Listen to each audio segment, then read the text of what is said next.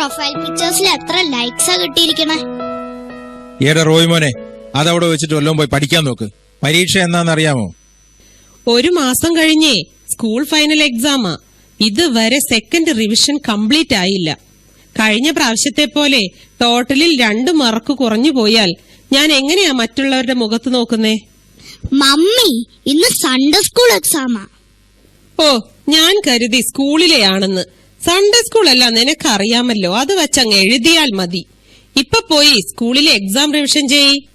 Mummy, revision കഴിഞ്ഞു. ഇനി Sunday school എക്സാമിന് പഠിപ്പിക്ക്. അതെ, മോൻ അങ്ങ് അറിയാവുന്നത് വെച്ച് എഴുതിയാൽ മതി. ഇപ്പോഴാ പണിയൊക്കെ ഒന്ന് ഒതുങ്ങിയത്. മമ്മി ഇത്തിരി വിശ്രമിച്ച് TV ഒന്ന് കാണട്ടെ. സംശയമുള്ളത് ചോദിച്ചോ. കിഴക്കുന്ന് വന്ന വിദ്വാൻമാർ യേശുവിനെ കണ്ട് നമസ്കരിച്ച് കാഴ്ചകൾ അർപ്പിച്ചു. മമ്മി, ഈ കാഴ്ചകൾ എന്ന് പറഞ്ഞ എന്താ? ഈ കാഴ്ച എന്ന് പറയുന്നതേ ഗിഫ്റ്റ്.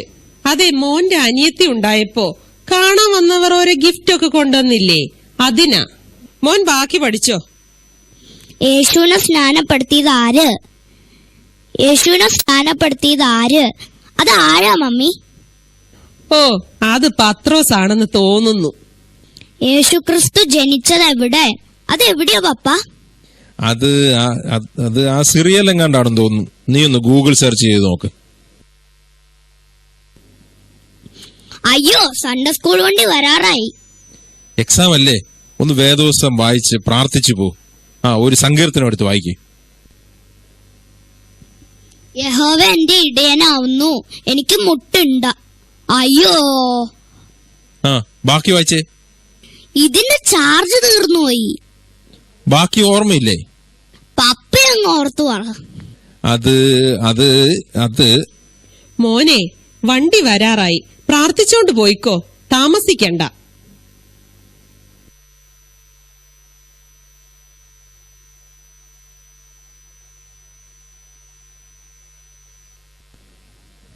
എടി, സമയം എത്രയായി? സൺഡേ സ്കൂൾ പരീക്ഷ കഴിഞ്ഞ് അവനിക്ക് വന്നില്ലല്ലോ. ഓ, വരാറാവുന്നതേ ഉള്ളൂ. എത്തിന്ന് തോന്നുന്നു.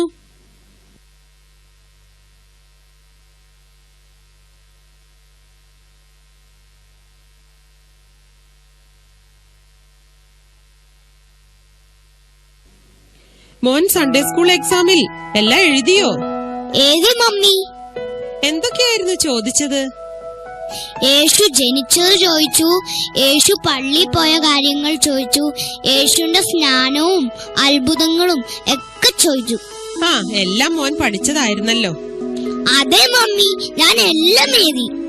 ഫസ്റ്റ് കിട്ടുമോ അതോ ഇപ്രാവശ്യം വല്ലോരും കൊണ്ടുപോകുമോ? ഞാൻ എല്ലാം എഴുതി മമ്മി.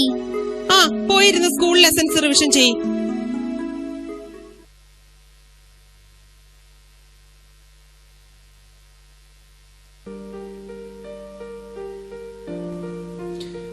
ഇപ്പൊ പ്രയറും കണക്കാന്നേ. ബോറിങ്ങാ. ആരാധന ഒന്നും പോരാ. പ്രസംഗത്തിന് ഒരു പുതിയ പോയിന്റും ഇല്ല. ഇപ്പൊ ആഴ്ചയിൽ 3 ദിവസം മീറ്റിംഗ്.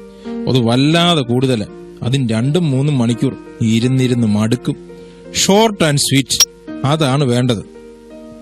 ഇപ്പോഴൊക്കെ എത്ര നല്ല പോയിന്റുകളുള്ള പ്രസംഗങ്ങൾ നമുക്ക് ഇന്റർനെറ്റിലും ടിവിയിലും കിട്ടും. സമയവും ലാഭം. ടൈം ഈസ് മണി എന്നല്ലേ? അത് പോട്ടെ, സൺഡേ സ്കൂൾ പരീക്ഷയുടെ റിസൾട്ട് ഒക്കെ വന്നല്ലോ.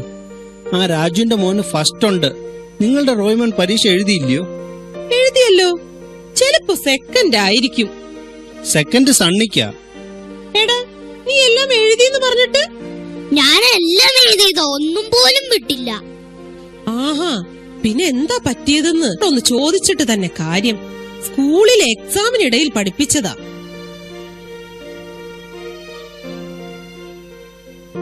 ടീച്ചറെ, റോയ്മോൻ എല്ലാം എഴുതിയെന്നാ പറയുന്നേ. പിന്നെ മാർക്ക് എങ്ങനെ ഇങ്ങനെയായേ? എഴുതിയതനുസരിച്ചേ മാർക്ക് ഇടാൻ പറ്റൂ. റോയ്മോൻ എന്തൊക്കെയാ എഴുതിയെന്ന് അവനോട് ചോദിച്ചു നോക്ക. ഞാൻ ചോദിച്ചിട്ട് തന്നെയാ വന്നത്. എന്റെ റോയ്മോൻ എല്ലാം എഴുതിയിട്ടുണ്ട്. അവൻ മിടുക്കനാ. പക്ഷെ അതൊന്നും പേപ്പറിലില്ല. എല്ലാരും ഉണ്ടല്ലോ. എന്താ ഒരു തർക്കം? അതെ, റോയ്മോൻ എല്ലാം എഴുതിയെന്നാ പറയുന്നേ. പക്ഷെ റിസൾട്ട് വന്നപ്പോ ഫസ്റ്റും ഇല്ല സെക്കൻഡും ഇല്ല. ഇത് എന്ത് കളി? എല്ലാത്തിനും ഒരു പരിഹാരം ഉണ്ടാക്കാം. ടീച്ചറിന്റെ കയ്യിൽ ആ ചോദ്യപേപ്പർ ഉണ്ടോ? ഉണ്ട്. എന്നാ പിന്നെ പ്രശ്നം തീർന്നു. ഇപ്പൊ തന്നെ ഞാനൊരു റീടെസ്റ്റ് ഇടാം. എന്താ? ആ, അത് മതി, അത് മതി. ആ ചോദ്യപേപ്പർ ഇങ്ങോട്ട് എടുക്ക് ടീച്ചറെ. റോയ്മോനെ, നീ ഇങ്ങോട്ടും നീങ്ങി നിന്നേ. ആദ്യത്തെ ചോദ്യം, എരിഹോ മതിൽ തകർത്തത് ആര്? ഞാനല്ല. ആ ഐസക്കും ജോയലും എപ്പോഴും മതിലേ കിടന്ന് ചാടും. അവരുടെ അടുത്ത് ചോദിച്ചു നോക്കും. റോയ്മോൻ അങ്ങനെ നശീകരണമൊന്നും ചെയ്യില്ല. ഗുഡ് ബോയ് അവൻ. ഇനി അഥവാ അവൻ അത് വല്ലതും തകർത്തിട്ടുണ്ടെങ്കിൽ അതിന്റെ കേടി അങ്ങ് എണ്ണി തന്നേക്കാം. അതുകൊണ്ട് മാർക്ക് കുറയ്ക്കാമോ? ഇത് ബൈബിളിലെ ചോദ്യമായിരുന്നു. എന്തായാലും എഴുതിയില്ലെന്ന് മനസ്സിലായല്ലോ. ഒന്ന് തെറ്റിയാലും സെക്കൻഡ് പ്രൈസെങ്കിലും കിട്ടണ്ടേ? ഓക്കെ, ഇനി അടുത്ത ചോദ്യം. ആദ്യത്തെ കൽപ്പന എന്ത്? ആര് ആർക്ക് കൊടുത്തു? അത് അനുസരിച്ചോ? എന്നിട്ട് എന്തു പറ്റി? ഹവ്വ ആദത്തിന്റെ അടുത്ത് പഴം കഴിക്കാൻ കൽപ്പിച്ചു. ആദം അനുസരിച്ചു. അതാ പറ്റിയത്. പെൺവാക്ക് കേൾക്കുന്നവൻ പെരുവരിയിൽ. ആ, അത് പോട്ടെ. ഇനി അടുത്ത ചോദ്യം. യേശുവിന്റെ ജനനത്തെ പറ്റി ആദ്യം അറിഞ്ഞത് ആര്? മറിയം. ഒരു വിധത്തിൽ പറഞ്ഞാൽ അത് ശരിയായതുകൊണ്ട് ഞാൻ മാർക്ക് കൊടുത്തിട്ടുണ്ട്. കൊള്ളാം. ഇനി അടുത്തത്. വിദ്വാൻമാർ യേശുവിന് എന്തെല്ലാം കാഴ്ചകൾ അർപ്പിച്ചു? അത് സോപ്പും പൗഡറും പാമ്പേഴ്സും. മോനെ, മമ്മി പറഞ്ഞില്ല വീട്ടിലെ അനിയത്തിക്ക് ഗിഫ്റ്റ് കൊടുക്കണ പോലെ അമ്മ. ഇനി അടുത്തത്. ദൈവം നമ്മുടെ പാപങ്ങൾ ക്ഷമിക്കണമെങ്കിൽ നമ്മൾ ആദ്യം എന്ത് ചെയ്യണം? അത് പാപം ചെയ്യണം. എടാ റോയ്മോനെ, നീ എന്തൊക്കെയാ എഴുതിയേക്കുന്നേ? ആ, എന്തായാലും ഇത്രയായി. ഇനിയും മുഴുവൻ ഉത്തരങ്ങൾ കൂടി കേൾക്കാം. യേശുവിന്റെ ഏതെങ്കിലും ഒരു ഉപമയോ അത്ഭുത പ്രവൃത്തിയോ വിവരിച്ച് എഴുതുക. അതൊരു വലിയ ഉത്തരം. ഞാൻ എന്റെ ഉത്തര പേപ്പറിൽ നന്നായിട്ട് എഴുതിയിട്ടുണ്ട്. ഉത്തരപേപ്പർ ഇവിടെ ഇരിപ്പുണ്ട്, ഞാൻ വായിക്കാം. യെരുശലേമിൽ നിന്നും എരീഹോയിലേക്ക് ഒരു മനുഷ്യൻ പോവുകയായിരുന്നു. വഴിയിൽ വെച്ച് അവനെ കൊള്ളക്കാർ ആക്രമിച്ചു. അവർ അവനെ നിർദ്ദയം മർദ്ദിച്ചു. ടിഷ്യൂം മൃതപ്രായനാക്കി കഷ്ണം കഷ്ണമാക്കി അവിടെ ഇട്ടു. ചിലത് നല്ല നിലത്ത് വീണു, ചിലത് പാറപ്പുറത്ത് വീണു, ചിലത് മുള്ളിനിടയിൽ വീണു, ചിലത് കിളികൾ കൊത്തിക്കൊണ്ടുപോയി. ശേഷിച്ച് 12 കൊട്ട നിറച്ചെടുത്തു. അതിലൊരു കൊട്ട ഇസ്കരിയാത്ത യൂദ കൊണ്ടുപോയി ദേവാലയത്തിൽ കാളകളെയും ആടുകളെയും വിൽക്കുന്നവർക്ക് 30 വെള്ളിക്കാശിന് വിറ്റുകളഞ്ഞു. ഏതായാലും നല്ല ഉത്തരങ്ങള് തന്നെ. ഇനിയും ബാക്കിയും കൂടെ വായിക്കണോ? വേണ്ട, മതിയായി. എല്ലാം എഴുതിയെന്ന് പറഞ്ഞപ്പോ ഇത്രയും പ്രതീക്ഷിച്ചില്ല. ബാലൻ നടക്കേണ്ടുന്ന വഴി അവനെ അഭ്യസിപ്പിക്കാം. കുഞ്ഞുങ്ങളോടുള്ള നമ്മുടെ ഉത്തരവാദിത്തങ്ങൾ മറക്കാതിരിക്കുക.